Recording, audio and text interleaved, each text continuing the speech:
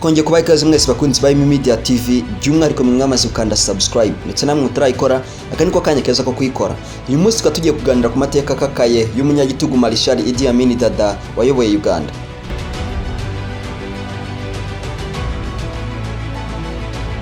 Mu mateka y'ibihugu byo muri Afrika y'Iburasirazuba, izina Idi Amin Dada risa n'irigaragaza nk'ikirango cy'ubutegetsi bukaze, iterabwoba, ubwicanyi n'imiyoborere yagiye inengwa ku rwego mpuzamahanga.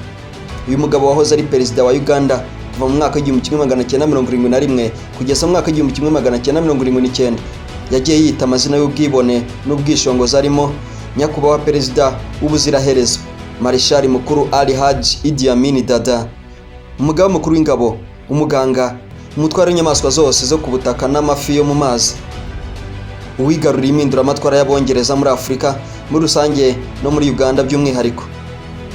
Yigeze gutangaza mu ruhame ati ndi intwari ya Afrika. Ijambo ryagiye rihabwa ubusobanuro butandukanye bitewe n'icyo buri wese yumvaga kuri we. Mu gice cya mbere rero reka turebere hamwe ubuzima bwe bwa mbere.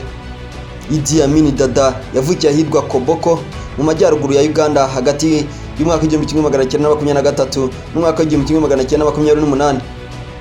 Nubwo itariki y'amavuko itavugwaho rumwe, yakomokaga mu bwoko bw'Abakakwa, umuryango muto ugizwe ahanini n'Abayisilamu. Yize amashuri abanza gusa, ariko nyuma yaje kujya mu ngabo z'Abongereza King's African Rifles mu myaka y'1940.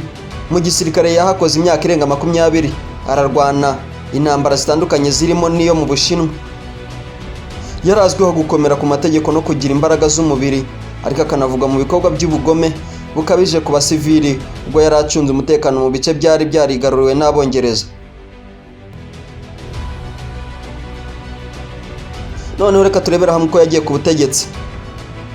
Idi Amin yagiye ku butegetsi tariki ya 25 Mutarama mwaka w'1971 mu gikorwa cya gisirikare coup d'etat ahiritse Milton Obote, perezida wari mu ruzinduko muri Singapore.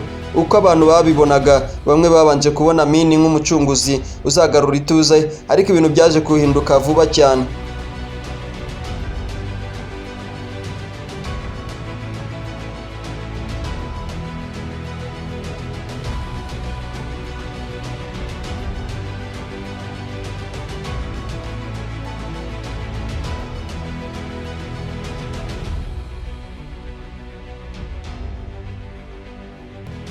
Ese yirukana abayobozi bo hejuru muri leta, afunga, anica benshi bakekwagaho kutamushyigikira. Yaratangiye inzira yo kwiyubakira ingoma ya gikomando.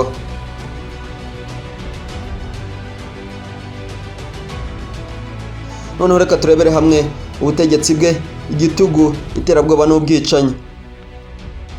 Ubutegetsi bwa Idi Amin bwaranzwe n'igitugu, ihangana n'amahanga, kwica abakekwaho kuzinzi ku butegetsi bwe no kurandura burundu abatavuga rumwe nawe.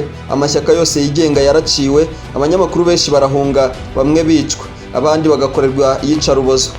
Mu mwaka w'1971 Amin yirukanye Abahinde n'Abashinwa barenga 50,000 bari barashoye imari mu gihugu, abashinja kwikubira umutungo wa Uganda.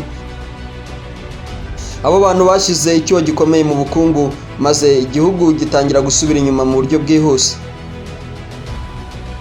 Abantu bagereranyije kuva mu mwaka w'1981 kugera muri mwaka w'1979, abantu hagati y'ibihumbi 100 n'ibihumbi 500 bishwe ku buryo butandukanye, barashwe, baburiwe irengero, abandi baratwitswe cyangwa batagwa mu kiyaga cya Victoria.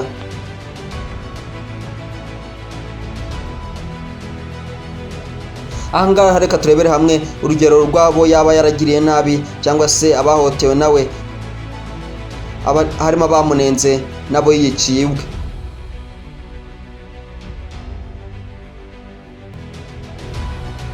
Idi Amin Dada yishe bamwe mu bayobozi bakomeye, abihaye Imana n'abanyapolitiki batavugaga rumwe nawe. Aha twavuga Musenyeri Janani Luwuma, umwe mu bayobozi b'itorero ry'Abangirikani muri Uganda, wishwe mu mwaka w'1977 nyuma y'uko anenze ubwicanyi n'ubutegetsi bwa gisirikare. Uwa kabiri kandi hari Benedicto Kiwanuka, wigeze kuba minisitiri w'intebe wa mbere muri Uganda, yishwe nabi bikabije. kandi aha ntitwakibagirwa Prof Mahmoud Mamdani, umuhanga mu mateka, yigeze kumushinja gukoresha iterabwoba nk'inkingi y'ubutegetsi.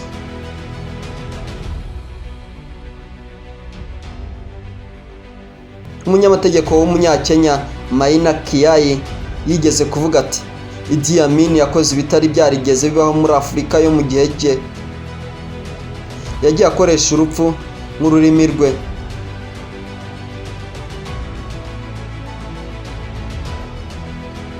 Naho ibyo bidahagije, reka turebere hamwe ubuzima bw'umuryango we.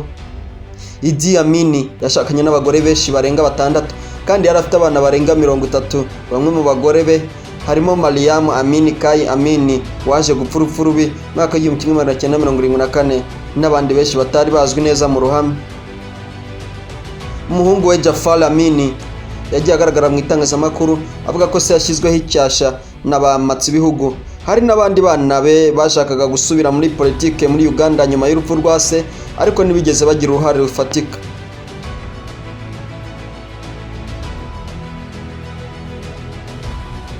Hejuru y'ibyo reka turebera hamwe uko yakuye ku butegetsi. Mu mwaka w'1978 Amin yateje intambara n'igihugu cya Tanzania ubwo yinjiraga mu karere ka Kagera. Perezida wa Tanzania Julius Nyerere yahise afatanya n'abarwanyi b'impunzi za Uganda bari mu buhungiro maze batera Uganda bayigarurira i Kampala kwa 11 Mata umwaka w'1979. Idi Amin yahise ahunga anyura muri Libya, nyuma ajya muri Arabia Saudite aho yahawe ubuhungiro n'umuryango wa cyami.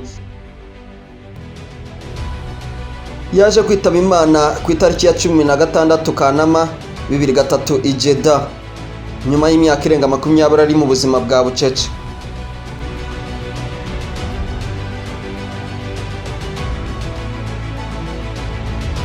Kandi ntitwarenze ingohe urwibutso n'inkomoko y'Imaka.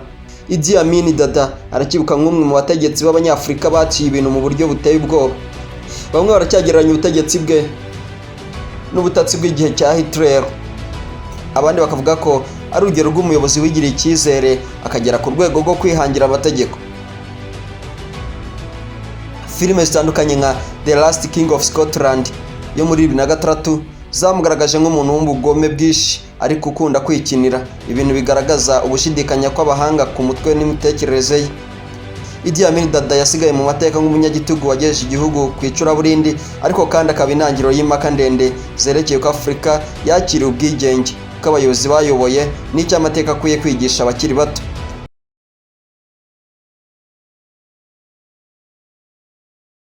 Inkuru ikurikira izibanda ku ngaruka z'ubutegetsi bwe ku baturanyi, uko Abanyarwanda n'Abarundi babanye na Uganda ye, ndetse n'uruhare rwe mu ntambara zo muri Afurika yo hagati. Turabashimiye mwese twabanye, by'umwihariko ngiye wabateguriye kino kiganiro kandi nkakibagezaho. Ndi umusizi n'umushakashatsi, umwarimu ndetse n'umunyamateka Emmanuel Wihanganye. Hasta la vista, duhurire mu kindi gice cya kabiri.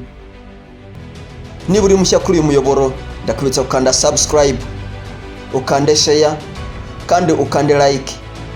Wifuza kutugezaho inyunganizi cyangwa ibitekerezo, bitubwire muri comment.